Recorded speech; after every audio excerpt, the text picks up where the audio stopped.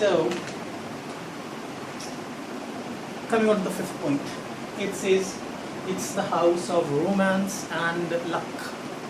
So romance, why romance is represented by the fifth house, you might be wondering.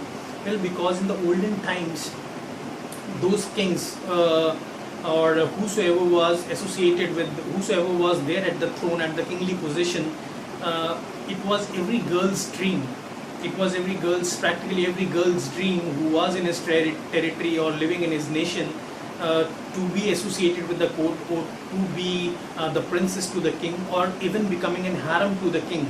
Yes, even becoming an harem to the king was a girl's dream.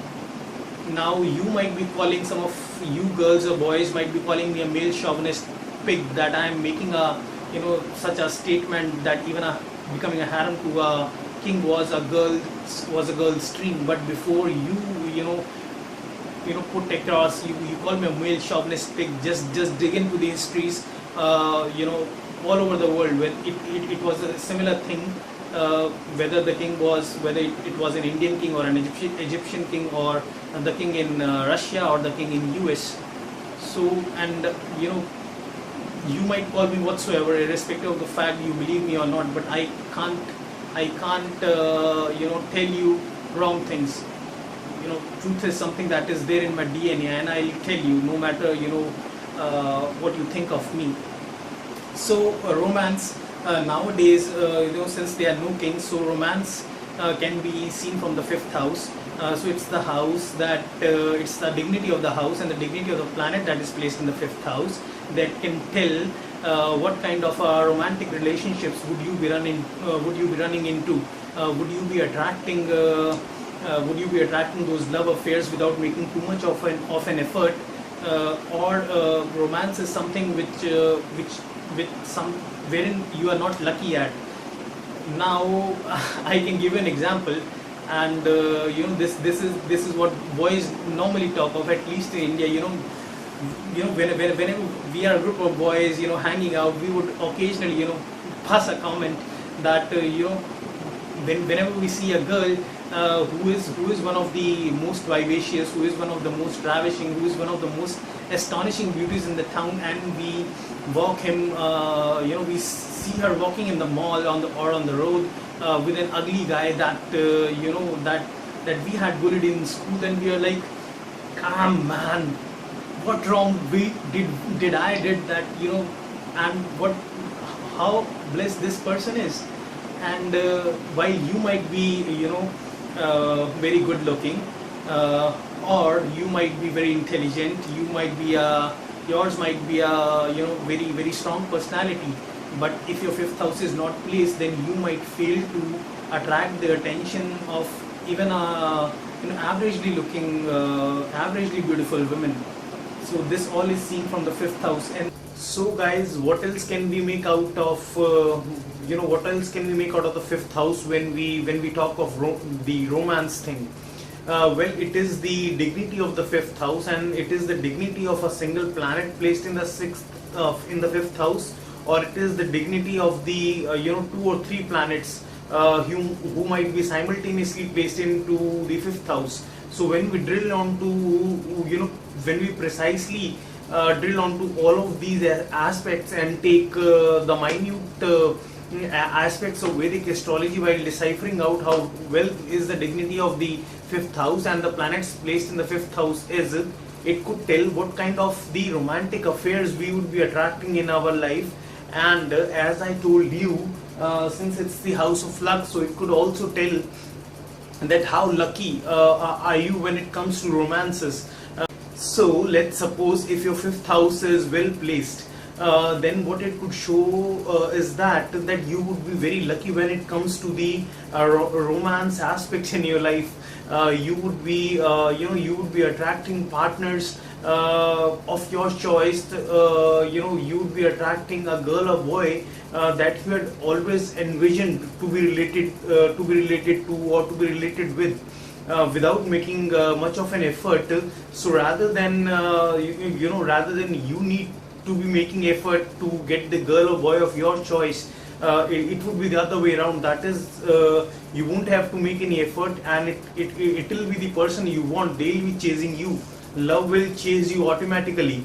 And your love relations gonna be, your romantic relations gonna be very prosperous, in the sense that you will meet partners that will help you in some way or the other. For example, it could be anything. Help, when I say that, they could help you in some way. For example, you may meet a partner who may help you self-realize, who may help you realize the hidden potential in you, who may uplift you to a higher level of self-awareness, self-consciousness. Or you could get a partner who may fill your life with fun, adventure, or you may get a partner who may help you excel in some way or the other. So basically, when I say that your fifth house is well placed, and consider the romance aspect, if I were to sum that up in a single term, I should say that any of the romantic affairs, any of the romantic alliances you would have in your life will be prosperous, and they will thrive without you putting much into that relationship. Automatically those relationships would flourish, and there would be a lot of they would be a fun filled relationship. A lot of fun factor would be there in those relationships. And contrary to what the example I just talked of, if your fifth house is, let's suppose it's not in good dignity, or the planet that is there in the fifth house is not in good dignity, then when it comes to romance, romance would be something that that will remain a tough nut for you to crack. And the possible situations could be anything. For example, either you yourself would not be inclined towards making those romantic alliances with the opposite sex, or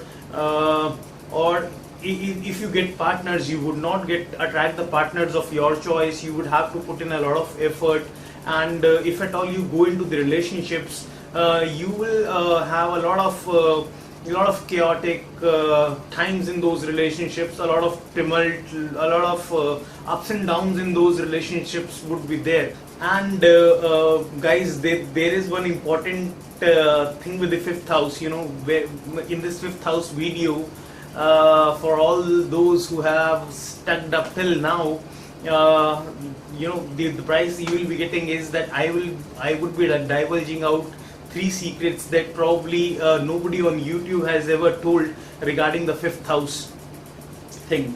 So when we consider, if the first secret is like that if at all you have a planet like planet Saturn in the fifth house, normally these people have a very hard time when it comes to the romantic alliances. And I have seen many of these people who have Saturn in their fifth house, and also is placed in a bad sign or in a bad nakshatra.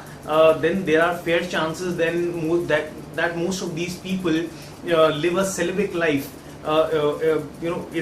It could be their own choice, or they might be driven into it, but they are forced into situations where they would be living a celibate life before marriage, where they would not be indulging in any of the romantic affairs or the sexual alliances of any sort. And if at all, let's suppose Saturn is averagely placed, or is receiving aspect from a benefic like Jupiter, then at max what you could see is that these people would go into at max 1 or 2, or let's say 3. I should stick to 1 or 2. They'll at max go into 1 or 2 relationships before marriage, and in those relationships, although they would go into relationships, but they would have a very tough time when it comes to when it comes to the relationship thing. And the reasons could be endless for that why they would be having a tough time in relationships. So if I were to give examples of all those possible things, I would rather stretch the episode to altogether different limit, which I don't want to go into. But these Saturnian fifth house people, not only are their love affairs very serious, very they are marked by, marked by a very serious kind of approach, wherein they have to put in a lot of effort into the relationship. And in those relationships, even if the partner who they meet is loyal, there are situations that that relationship of theirs is more marked by the serious aspects rather than the fun aspect. So this is the one secret, that I divulged it out to you people. And if there is Saturn in the fifth house, there is an inclination that these people, rather than going to a college or university, may opt for subjects, may not go to the college or university, may not have a chance to go to a college or university, and they may take up a correspondence course. Or there are chances that that instead of studying the modern day subjects, these people could be more inclined towards reading the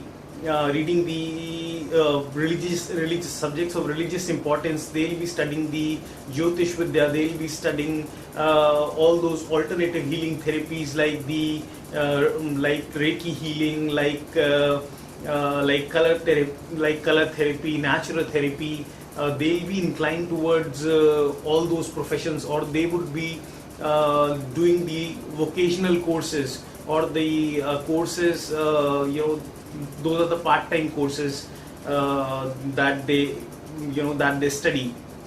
So whenever Saturn is there in the fifth house, if it is not receiving aspect from a Jupiter, then it is I can say it, that 90% there are chances that these people are inclined towards a very serious kind of a life, like both in the cases of the love affairs and in the examples of studies that I told you.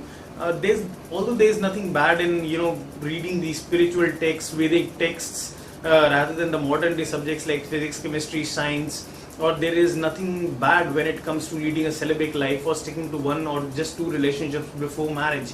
But that kinds of becomes difficult. There is it marks Saturn in fifth house could mark for a serious kind of adolescence, and it could be a little difficult, in this modern age and era. So coming on to the other thing, luck. I have already given many of the examples why luck is seen from the fifth house, and why it is very important, why the luck factor is very important for a king, and why somebody who becomes a king automatically has luck flowing his way.